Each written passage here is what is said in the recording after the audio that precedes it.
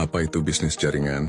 Bisnis jaringan atau network marketing adalah model bisnis di mana produk atau jasa dipasarkan langsung dari orang ke orang, bukan melalui toko atau iklan besar.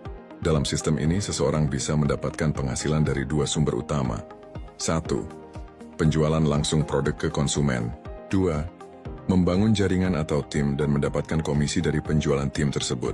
Model ini sangat terjangkau untuk memulai dan memberikan peluang besar bagi siapapun, baik yang kaya maupun yang belum punya modal besar, untuk membangun kebebasan waktu dan finansial. Mengapa kita harus menjalankan bisnis jaringan? 1. Modal kecil, potensi besar. Berbeda dengan bisnis konvensional yang butuh toko, gudang, atau karyawan. Bisnis jaringan bisa dimulai dengan biaya yang sangat terjangkau, bahkan dari rumah sendiri.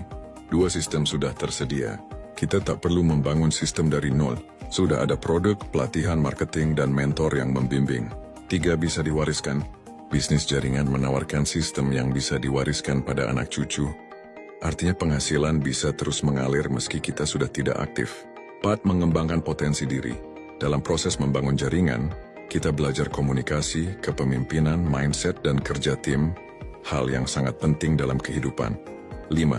Jaringan adalah aset. Jika kamu membangun jaringan yang kuat, maka jaringan itulah yang bekerja untukmu, bahkan saat kamu tidur. Membantu orang lain sukses.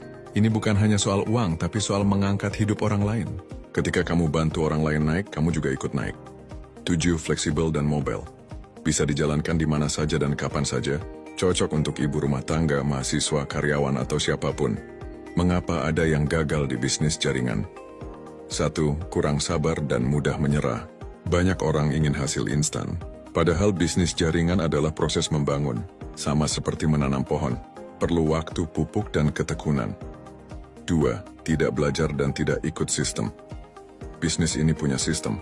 Kalau kita malas belajar dan enggan dibimbing, hasilnya pun tidak maksimal. 3. Mental konsumen, bukan pebisnis. Banyak yang masuk hanya ingin mencoba, bukan benar-benar menjalankan.